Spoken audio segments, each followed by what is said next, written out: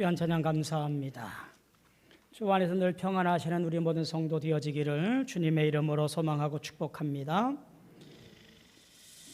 어제 저녁이었지요. 어제 새벽이었지요. 토요일 날 새벽에 우리나라가 떠들썩했던 일이 있었습니다. 기적 같은 일이라고들 말을 하더라고요. 저는 믿음이 약해서 그런지 일찍 포기하고 잤습니다. 시작하자마자 5분 만에 한 골을 먹었기 때문에 한 골 먹은 거 보고 또 포기하고 잔 분들도 제법 있을 거라고 생각을 합니다. 새벽에 일어나 보니 온갖 인터넷 뉴스에 우리나라가 강적이었던 포르투갈을 이기고 16강에 올라갔다라고 하는 기사로 도배가 되어 있었더라고요.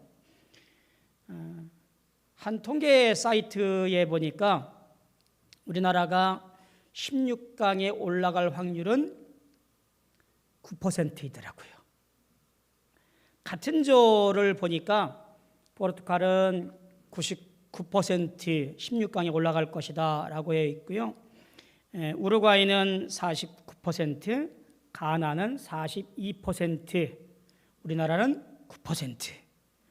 16강에 올라갈 확률이 그런 거지요. 우리나라는 도저히 올라갈 확률이 거의 없는 그런 전력으로 평가된 나라입니다.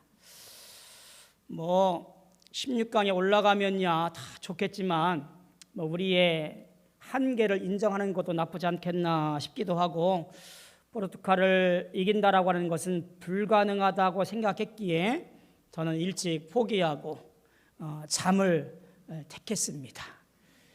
아침이 돼서 얼마나 후회가 됐는지 좀 볼 걸. 그런데 비록 불가능할 것 같지만 신락 같은 희망을 가지고 기다리면서 응원했던 사람들이 있더라고요. 저 광화문에서 그랬고요. 또 집집마다 두 눈을 부릅뜨고 전후반 다 끝날 때까지 그렇게 지켜본 분들이 여럿 있더라고요. 첫 골을 내주었고 또 20여 분이 지난 다음에 기가 막힌 상황에서 우리 한 선수가 동점골을 넣었습니다. 자, 이때 기대가 점점점 올라갔을 것이고요. 사람을 바꾸고 교체하면서 여간 애를 쓴 것이 아니었잖아요. 그런데도 1대1 무승부로 끝날 지경에 이르릅니다. 무승부가 되어지면 우리나라는 16강 탈락인 거지요. 그런데 기적 같은 일이 후반전 다 끝나고 추가 시간에 한 골을 추가함으로 인해서 2대1로 강호 포르투갈을 이기게 되어집니다.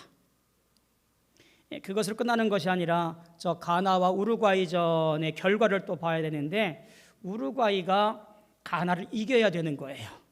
근데 큰 차로 이기면 안 되고 최소 2골 정도, 3골 정도로만 이겨주면 되는 건데, 다행히 우루과이가 2대0으로 가나를 이김으로 인해서 우리나라가 기적같이 16강에 올라가게 되었습니다.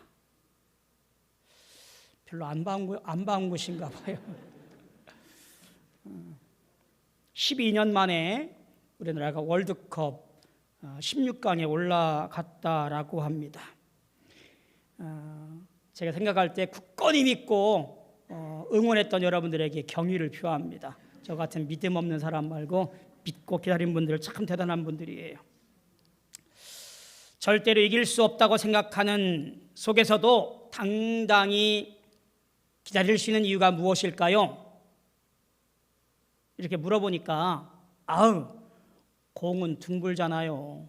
어떤 결과가 있을지 모를 일이잖아요. 라고 말을 하더라고요. 기다림은 어쩌면 막연한 기다림은 아닌 것 같아요. 분명히 소망하고 바라고 확신 가운데 준비하고 응원하는 것이지요. 그게 기다림의 절대적인 조건이에요. 강림절 둘째 주일을 보내고 있습니다. 강림절을 한마디로 말하면 기다림의 절기예요. 이 땅에 오시는 예수님을 기다리는 거예요. 희망 없고 소망 없고 우리를 구원할 만한 그 어떤 신락 같은 빗줄기도 없는 그 상황에 메시아로 오시는 예수 그리스도를 기다리는 절기, 그게 강림절입니다. 이 기다림 속에서 희망을 키워가기도 하고 기다림 속에서 고통 속에서 인내하며 살아가는 것, 그게 강림절의 기다림이에요. 기다릴 수 있는 것은 그만큼 행복한 사람의 조건이지요. 기다림조차 없는 인생이라고 하면 얼마나 막막하고 절망적이고 몸이 건조하겠습니까? 기다림이 때로는 간장을 태우듯 온 몸을 녹아내리게 하기도 하고 뜬 눈으로 밤을 설치게 하기도 하고, 그러나 그 기다림이 그 사람의 인생을 더욱 빛나게 하기 때문에 기다림은 오히려 행복하게 하는 것이기도 하기 때문에 그에게는 놀라운 축복이기도 합니다. 멀리 떠나간 남편을 기다리는 아내, 혹은 타지에 가 있는 자식들이 좋은 소식이 오기만을 기다리는 부모의 마음, 군에 간 아들이 휴가 나오기를 바라는 어머니의 그 마음, 이 기다림은 행복한 기다림이지요. 자, 그런데 생각해 봅시다. 기다림의 원인이 사라졌다고 한다면, 기다리는 남편이 어느 한순간 사라졌다고 한다면, 타지가 있는 자식의 소식이 전혀 이제는 들을 수 없는 조건이 되었다고 한다면, 군에 가 있는 자식이 어느 한순간 사고로 전사했다면, 아마 그 기다림은 절망 그 자체이겠지요. 며칠 전 한 아버지의 피눈물 같은 절규를 보았습니다. 이태원 참사 국정조사에서 한 아버지가 나와서 무릎 꿇고 울면서 이런 말을 하더라고요. 내가 내 아들을 앞서 보냈지만 이 아들의 진상을 밝힌 다음에 나는 이 세상에 없을 겁니다 하면서 목 놓아 울던 그 모습이 지금도 눈에 아른거립니다. 기다림의 원인이 사라진 인생, 그것은 절망이고 그리고 낙심 그 자체이지요. 신앙적인 면에서 한번 보도록 할까요? 우리의 기다림은 무엇일까요?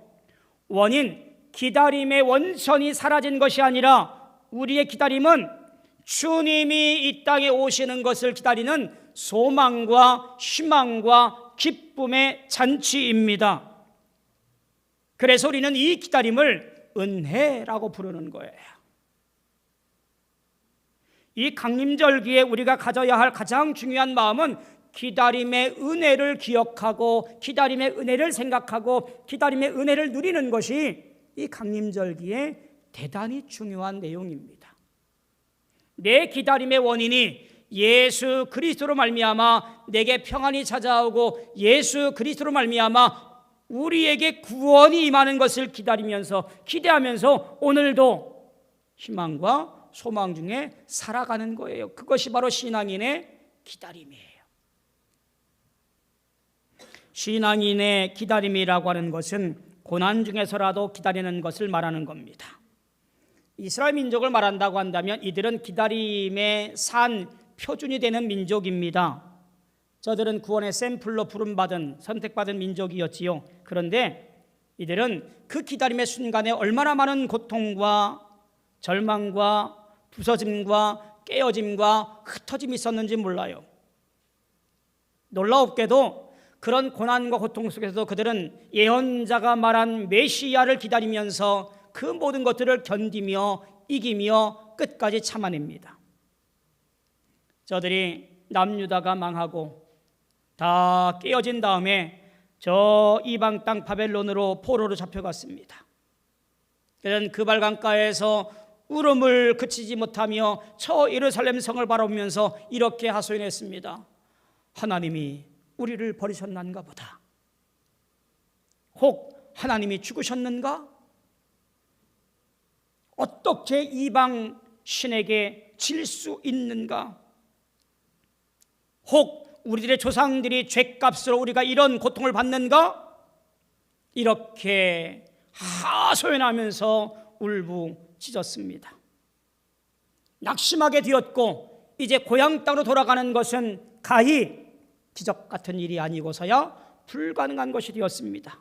그러나 그들은 포로 기간 내내 슬픔과 좌절 속에서 오히려 한 가지 선지자들의 입을 통하여 소망과 희망과 은혜를 가지고 기다렸습니다.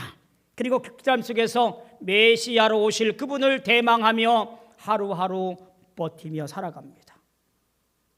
신앙인이라고 하는 것은 다른 것이 아니에요. 어떠한 경우에라도 기다림으로 절망하지 않고 살아가는 사람, 그것이 바로 신앙인의 모습이에요.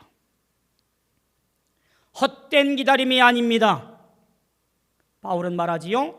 환난은 인내를, 인내는 연단을, 연단을 소망을 이루는 줄 알미로라. 그게 바로 신앙인의 기다림입니다. 더욱이 이 소망이 부끄럽게 아니함은 우리에게 주시는 성령으로 말미암아 하나님의 사랑이 우리 마음에 부은 바 됨이라. 그게 바로 신앙인이에요. 그저 막연하게 저 허공을 바라보는 그런 기다림이 아니에요. 우리의 기다림은 주님께서 이 땅에 오실 것을 기대하면서 오늘도 믿음의 길을 한 걸음 한 걸음 달려나가는 성도의 모습이 바로 기다림의 모습인 거예요.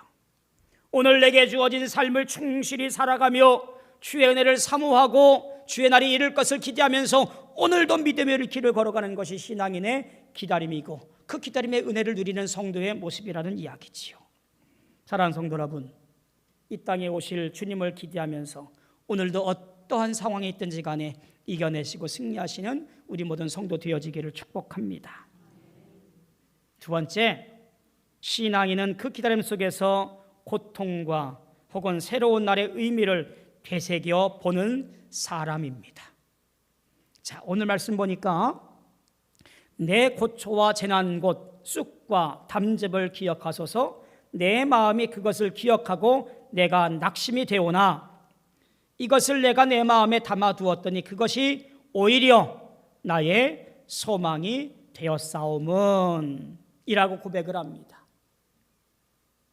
지금 상황은 고초와 재난, 쑥과 담즙을 갈아서 먹는 쓴 잔을 들고 있는 내 자신이지만, 그러나 나는 이 고통 중에도 소망을 마음에 담아두고 절망하지 아니하고 살아갑니다 라고 말하는 거지요.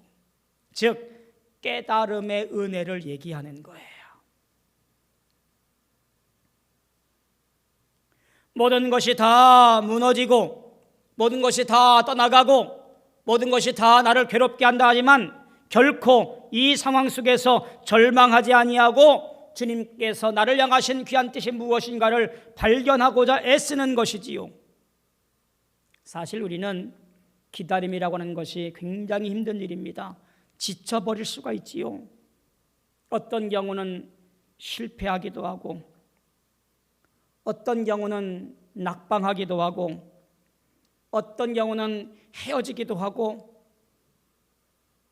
지금 이런 상황에서 기다려, 괜찮아, 견딜 수 있을 거야, 시간이 약이야, 아마 이런 말은 그에게 오히려 더 큰 상처가 될지도 모르겠습니다.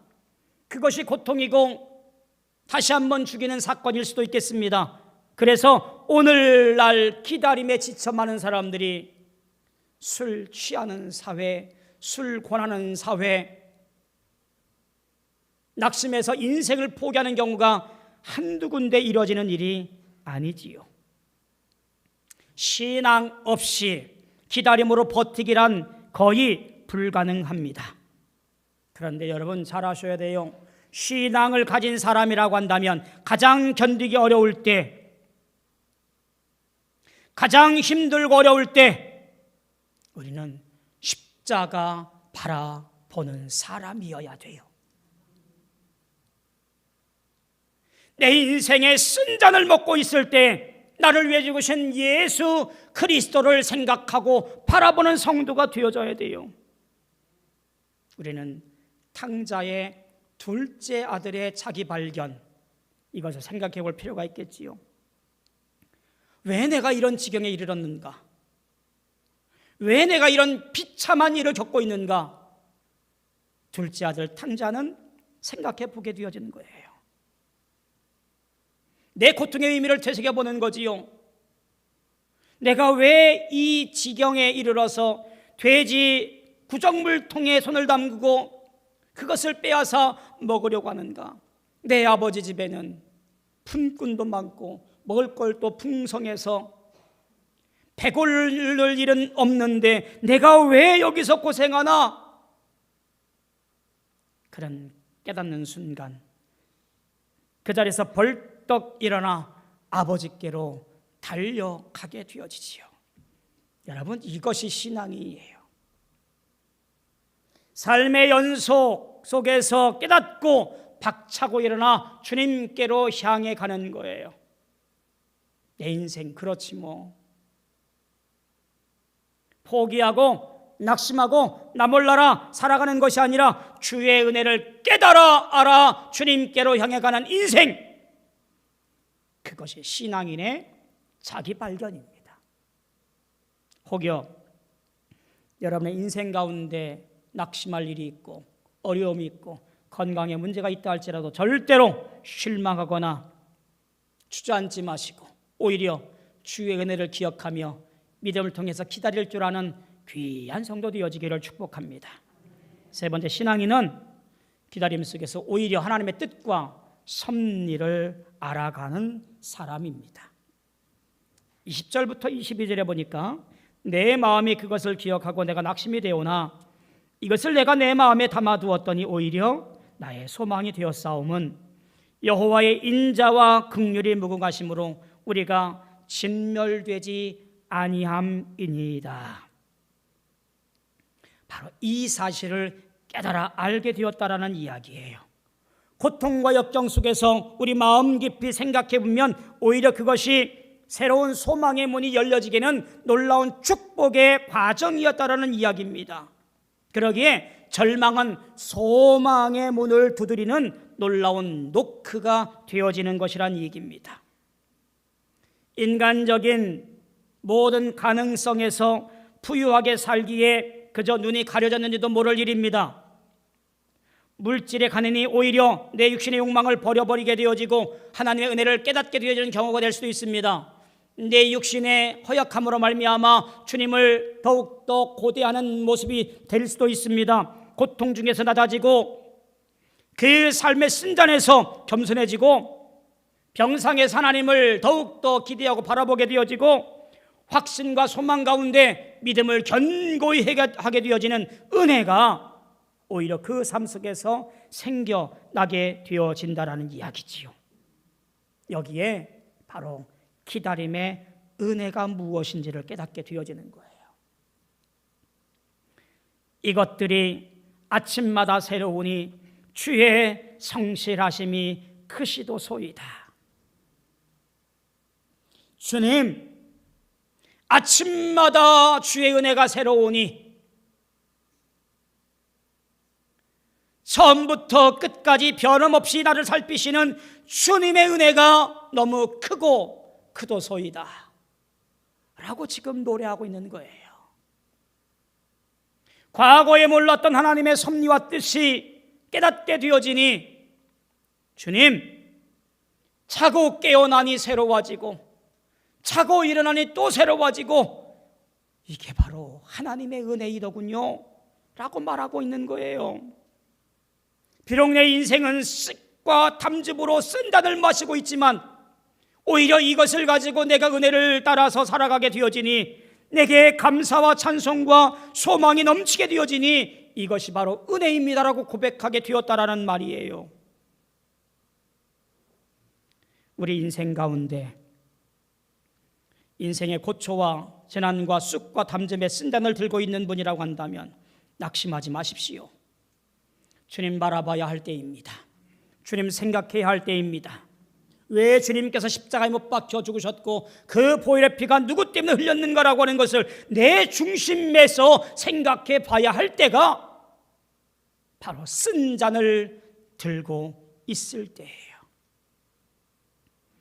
그때의 심령 속에 주님께서 찾아오시는 거예요. 기다리는 자들에게나 구하는 영혼들에게 여호와는 선하시도다.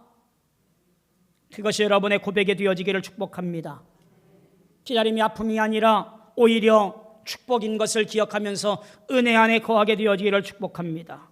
사랑하는 성도 여러분, 바라기는 내 인생 광야에서 마라의 쓴 잔을 앞에 두고 원망하지 말고 하나님의 섭리와 사랑을 발견하고 깨달아 감사할 수 있기를 원합니다. 즉 기다림의 은혜 속에서 찾아오는 주님을 영접하는 성도들이 다 되어지는 축복이 우리 모두에게 있어지기를 주님의 이름으로 소망하며 축원합니다.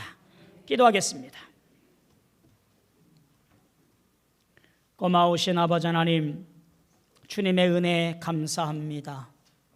오늘도 이렇게 달려나와 주 앞에 예배하옵는 것이 얼마나 귀하고 감사한지 알 수가 없습니다.